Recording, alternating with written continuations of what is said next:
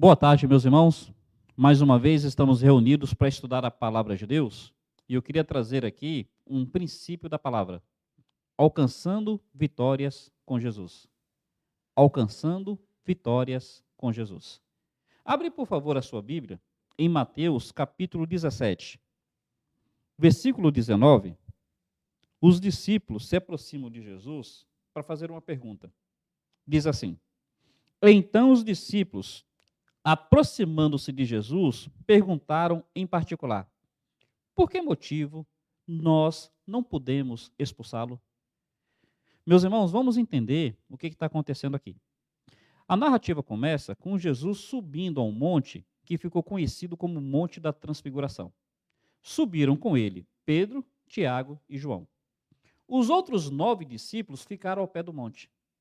Enquanto Jesus, com os seus discípulos, Pedro, Tiago e João, estão tendo a experiência da transfiguração, os discípulos embaixo, eles passam por uma situação de derrota, uma situação de fracasso. Eles ficam envergonhados. Chega um homem com um filho, e o filho está endemoniado. E aí eles trazem aos fariseus, os fariseus não resolvem o problema do menino endemoniado. E eles correm aos discípulos de Jesus, aqueles 9. Só que acontece que os 9 também não conseguem expulsá-lo. E aí, então, se os fariseus não expulsaram e trouxeram para os discípulos de Jesus, os discípulos de Jesus, eles acharam que expulsariam. Só que eles descobrem que eles não conseguiram vitória naquela situação. Aí, quando Jesus vem, Jesus expulsa o demônio, o menino é restaurado. Maravilha, graças a Deus. Só que os discípulos ficaram com uma coisa no coração deles. Procuram Jesus em particular. E procurando Jesus em particular, eles falam: Senhor, por que a gente não conseguiu expulsá-lo? O que acontece? Por que a gente passou por essa situação de fracasso, de frustração? Meus irmãos, paremos para pensar. Nós também, às vezes, nós não nos deparamos com situações onde, sei lá, a gente se sente impotente, a gente se sente fracasso, frustrado, derrota. Eu confesso para os irmãos que algumas vezes eu me sinto assim. Me sinto impotente, me sinto frustrado. Em alguns aspectos eu já senti fracasso e eu já me vi numa situação de derrota. É verdade, eu sei que eu sou mais que vencedor por meio daquele que me amou. Então não estou negando essa realidade. Eu estou falando que às vezes, assim como os discípulos tentaram e não conseguiram, eles se sentiram frustrados. Eles se sentiram assim, não sei, talvez um fracasso. Às vezes eu me sinto assim. E a pergunta que eles fazem para Jesus: Ô Senhor, o que aconteceu? Qual foi o problema? Para o caso dos discípulos, tem até um fator agravante, que se você abrir no capítulo 10, no versículo 3, olha o que é dito ali. 10, verso 3. Jesus envia eles para diversas cidades. E Jesus, ele vai dar autoridade a eles para expulsar demônios. Versículo 8 fala assim: curar enfermos, ressuscitar mortos, purificar leprosos, expelir demônios. De graça recebeste, de graça dai. Quer dizer, esses discípulos, no capítulo 10, eles foram comissionados por Jesus para fazer grandes coisas. Eles foram comissionados para realizar milagres, para curar enfermos e para expulsar demônios. E se os irmãos se lembram, quando eles voltam na narrativa de Lucas, eles voltam dizendo assim: Senhor, em teu nome, até os demônios se nos submetem.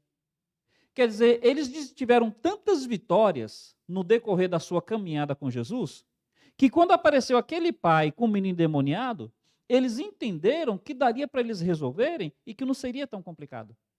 Só que naquela situação eles não resolveram.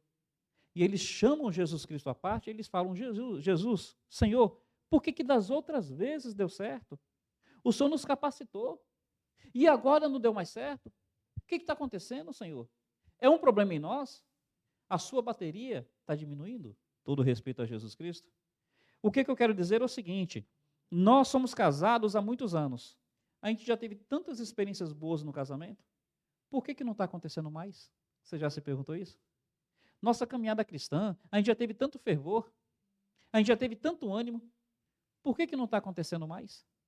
Situações que antes a gente conseguia assim administrar com tanta facilidade, hoje às vezes a gente se sente um tanto frustrado, desanimado. O que está acontecendo?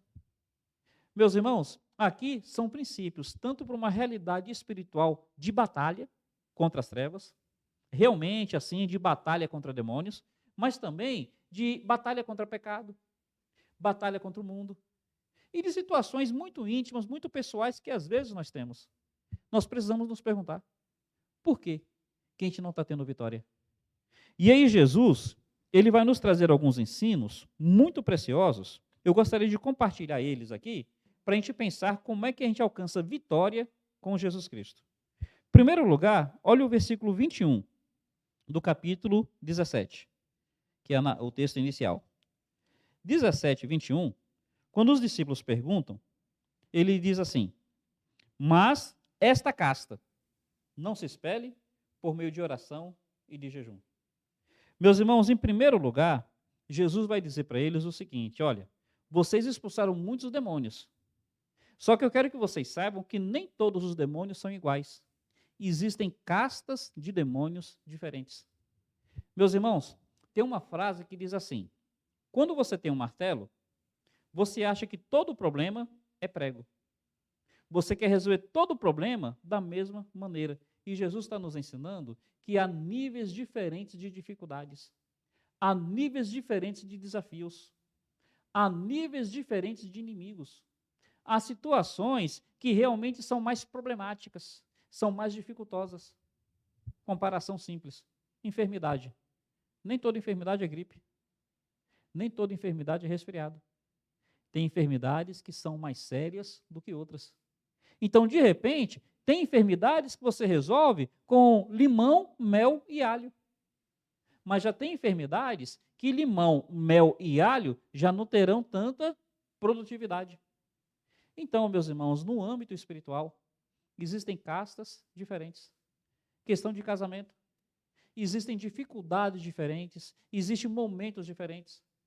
E aí Jesus está dizendo que a gente precisa aprender a identificar o nível do problema, a gravidade do problema. A gente precisa aprender a dimensionar o desafio que está diante de nós, para a gente poder enfrentar o desafio bem preparado. No outro contexto, Jesus fala: quem tem um exército de 1000, precisa ver se dá para enfrentar um exército de 10.000. Nós precisamos tomar uma dimensão do problema que está diante de nós. Precisamos entender o que a gente está vivenciando, o que a gente está enfrentando. Então, às vezes, a gente quer resolver questões no casamento, talvez dando um bombom para a esposa. Mas será que o problema é tão sério que um bombom não vai resolver? Às vezes, a mulher quer resolver problema com o marido, sei lá, fazendo um jantar diferente. Maravilha. Em outras situações, esse jantar resolveria muita coisa. Mas será que esse problema vai ser resolvido com o jantar? Então, em primeiro lugar, vamos entender que há níveis diferentes de dificuldades, níveis diferentes de problemas. E aí você precisa entender qual é a casta que você está enfrentando. Uma segunda lição que eu creio ser muito importante aqui também. Meus irmãos, às vezes, a gente quer dizer que o problema é aquela casta. Só que, além da casta, talvez haja um problema em nós. O versículo 20 diz assim: ele lhes respondeu: por causa da pequenez da vossa fé. Então, tanto tem um problema externo, realmente o desafio é grande, o problema é grande, mas também tem aquela questão nossa. Às vezes, nós estamos fraquejando na fé. Questão de casamento. Às vezes não é o outro que tem uma personalidade difícil. Às vezes é a gente que já não está se dispondo a ser paciente. A gente que está querendo desistir. A gente que, de repente, não está assumindo o compromisso de perdoar e o compromisso de amar. Então, Jesus vai dizer o seguinte: olha, vocês não conseguiram, porque realmente essa casta é uma casta diferente. Mas também porque vocês não estavam preparados. Vocês não estavam reforçados na vossa fé. E aqui, meus irmãos, nós precisamos considerar como é que estão as nossas disciplinas espirituais. A Bíblia fala que nós precisamos fortalecer-nos na fé. Nós precisamos ter uma fé cada vez mais arraigada, mais enraizada. E aí, você precisa considerar se você está cultivando uma fé saudável. Uma fé saudável por meio da oração. Uma fé saudável por meio do aprendizado da palavra, da intimidade com a palavra. Como é que o salmista diz? Antes o seu prazer está na lei do Senhor, e na sua lei medita de dia e de noite. Percebe que o salmista diz que ele se familiarizava com a palavra? Existe uma expressão chamada ruminar. Quer dizer, o boi, outros animais ruminantes, parece que eles têm 2 estômagos. Então ele come aquela grama, aí ele mastiga e engole, vai para o primeiro estômago. Aí depois volta, ele rumina, e ele mastiga de novo e vai para o segundo estômago. Isso que é do aparelho digestivo do boi, eu queria fazer uma comparação com o nosso alimentar da palavra. Nós precisamos aprender a ruminar a palavra, para que a nossa fé seja fortalecida. Não é assim que a Bíblia fala? A fé vem pelo ouvir e ouvir a palavra de Deus. Mas a ideia de ouvir ali é de dar atenção, é de pensar a respeito, é de procurar compreender. Então a nossa fé vai fortalecendo por meio da oração, vai fortalecendo por meio do ruminar, do meditar na palavra de Deus, vai fortalecendo por meio da comunhão com a igreja local. Ali tanto a gente exercita a nossa fé, quanto a gente aprende com a fé dos nossos irmãos. Então, meus irmãos, o que acontece com aqueles discípulos? Parece que eles estavam querendo enfrentar grandes desafios, estando pessoalmente despreparados. Nós precisamos nos preparar. Precisamos considerar como é que está a natureza da nossa fé, do nosso comprometimento, do nosso crescimento espiritual. Então, primeiro, considerar a realidade do inimigo. Segundo, considerar como é que você está na sua disciplina espiritual, como é que está a sua fé. Jesus vai ensinar que nós precisamos lidar com situações de maneiras bem específicas. E aí, para você pensar um pouco na sua fé, mantenha sua mão nessa passagem, dá uma olhada, por favor, em 1 Tessalonicenses, capítulo 3. 1 Tessalonicenses, capítulo 3. A expressão que Paulo usa ali para identificar um tipo de fé.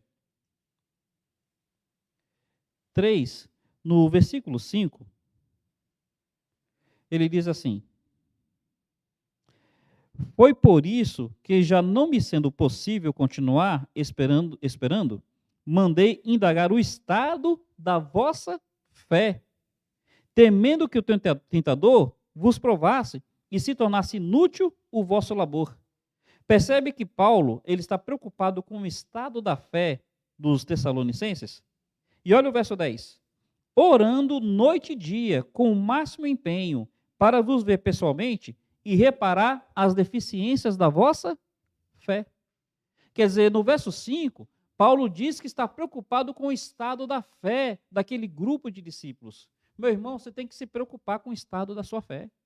Como é que está você na sua caminhada? Como é que você está? Você está revestido de poder?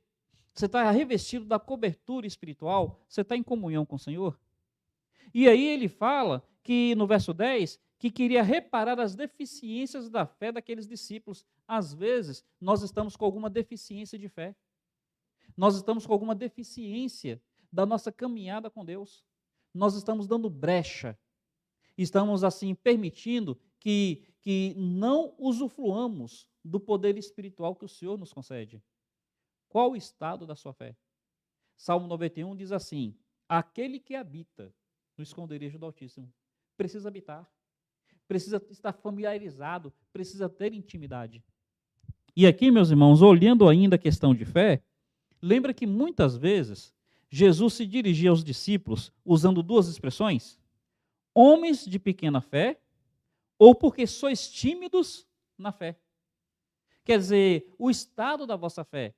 Tem aqueles que têm uma fé deficiente. Tem aqueles que são tímidos na fé. E tem aqueles que têm uma fé atrofiada, pequenos na fé. Então, meus irmãos, como é que a gente lida com os desafios? Como é que a gente alcança vitórias com Jesus Cristo? Primeiro, tome dimensão da gravidade do problema. Tome dimensão de como é que é o seu desafio, como é que é o inimigo. Segundo, avalie como é que você está na sua fé. Jesus está dizendo que não precisa de muito, não. No capítulo 17, no versículo 20, ele vai dizer: porque em verdade vos digo que se tiverdes fé como um grão de mostarda. Então não é que você precisa ter o fé do tamanho de uma montanha. Não, você só precisa ter a fé como um grão de mostarda. Meus irmãos, avalie. Não precisa de muito, não, mas se esforce, busque, cultive isso na sua vida. E caminhando para o final, Jesus vai dizer ainda que são dois fatores que a gente precisa, às vezes, cultivar de forma especial.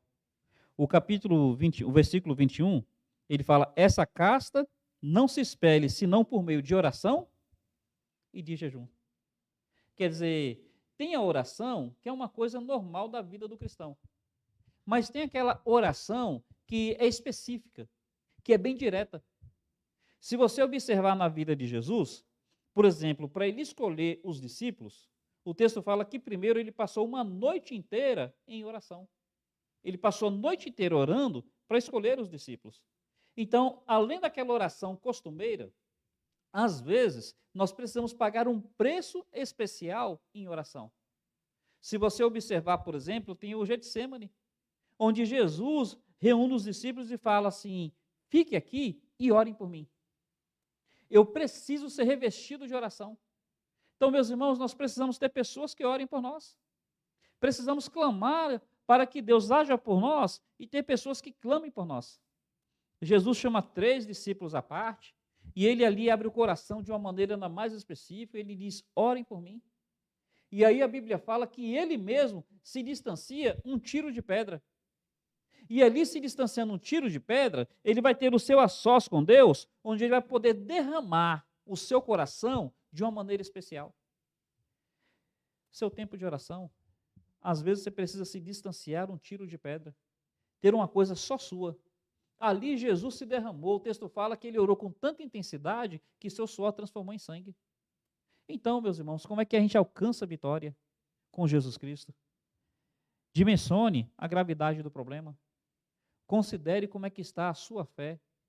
E olha, procure se revestir com oração, com uma busca especial por Deus. Deus restaura casamento. Deus traz filhos de volta. Deus, ele muda o nosso coração, muda o nosso caráter, muda a nossa situação. E aí ele termina dizendo: oração e jejum. A ideia do jejum está falando de quebrantamento especial. Você está tão quebrantado que você não está interessado nas coisas que a sua carne gosta.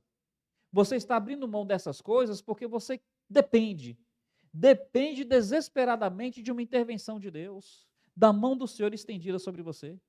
A ideia do jejum é abrir mão daquilo que a sua carne gosta, reconhecendo que a necessidade da alma é bem maior.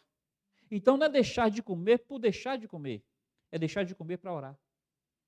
E aqui um exemplo, não é deixar de comer e assistir TV, é abrir mão daquele momento de alimento e se debruçar diante de Deus para clamar por ele. Meu irmão, os discípulos chegaram profundamente incomodados, frustrados.